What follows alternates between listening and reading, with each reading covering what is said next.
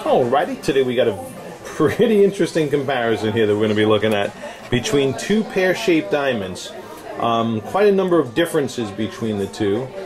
Two which kind of jump out at you right away is the overall shape of each diamond.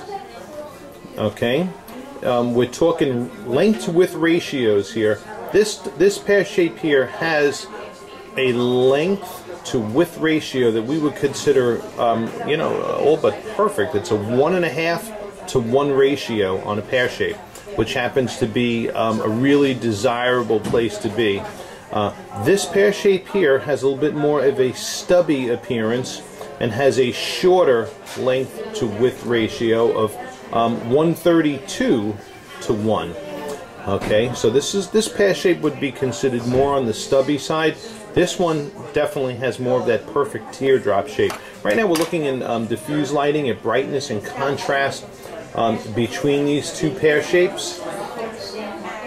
Okay, another thing that's a notable difference from the get-go, especially in this diffuse lighting, is the color difference. All right, this pear shape does have a brownish tint to it.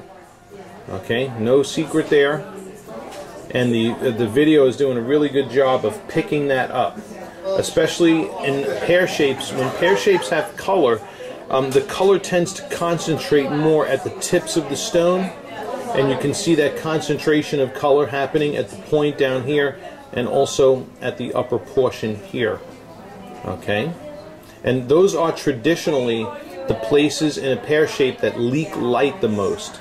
And generally in diamonds where you're going to see the light leakage is also where you're going to see, in particular, those areas of color concentration when body color exists in the diamond. This is a good learning video, and yet at the same time helping Mrs. L here see the two diamonds in question that we're talking about in this clip.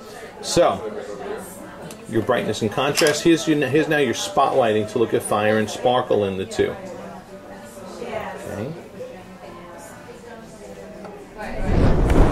Okay, and now we're in the spotlighting. And pear shapes tend to focus more on smaller internal reflections than larger internal reflections. We are getting some pretty good large internal reflections out of this pear shape on the right. Okay, just some other things about these pear shapes. Okay, this pear on the left, while it does have the more perfect shape and whatnot, is actually, this pear does cost more money. This pear shape we did pick up through estate. So it's a 3/4 of a carat diamond. In fact, it's a 79-point pear shape that's selling on the website for just a little over 800 bucks. And in 3/4 of a carat in a pear shape, that's what it is. Okay, and it does happen to be a fantastic buy for what it is too. So, you know, here is two stones or two diamonds, both valued right around the same, because this pear shape on the left, 1/2 carat, 55-point SI2, is also between that 8 to 900 range. Oh, please forgive my memory this morning. But in any case, so two comparably priced diamonds, different values. We're going to go by the window and take a look at these two as well, and see them in natural daylight, and see if how the color stands out there in the natural ambient daylight as well.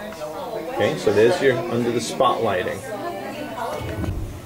Alright, and here we are by the window in natural ambient daylight. Now, I'm just going to tell you this and just say it as plainly as possible. This pear shape on the right, okay, yes, it does have the size thing going for it. It's an eye clean stone. Yes, it is a little on the stubby side, but I'm only going to suggest this diamond if you know you're not going to mind the brown tint.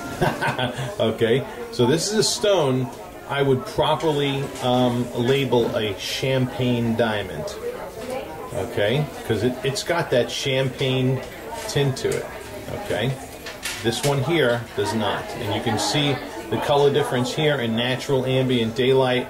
I mean, you know, is you know, very plainly, as plain as the nose on my face, which isn't small.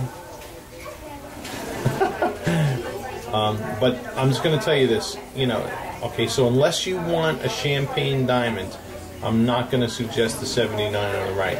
This pear shape in my left-hand side, right here, this has got the shape appeal, the brightness. This has really nice optical properties for a pear shape. Its shape, its table and depth. By the way, this is a depth in the mid-60s with a table in the mid-50s. The exact table depth escaped me, although we gave it to you. It's on the GI report and on the Diamonds website. The pear shape on the right is one with a depth right around 59 with about a 68 table. Okay, so the overall depth and table combinations on the diamond on the left are right on, along with the length to width ratio. And the pear on the right, not the typical specs we look for. But hey, listen, when we're buying diamonds through estate, I can't be as particular. But here is that combination side by side. I hope this has helped, and it's just a pleasure to serve.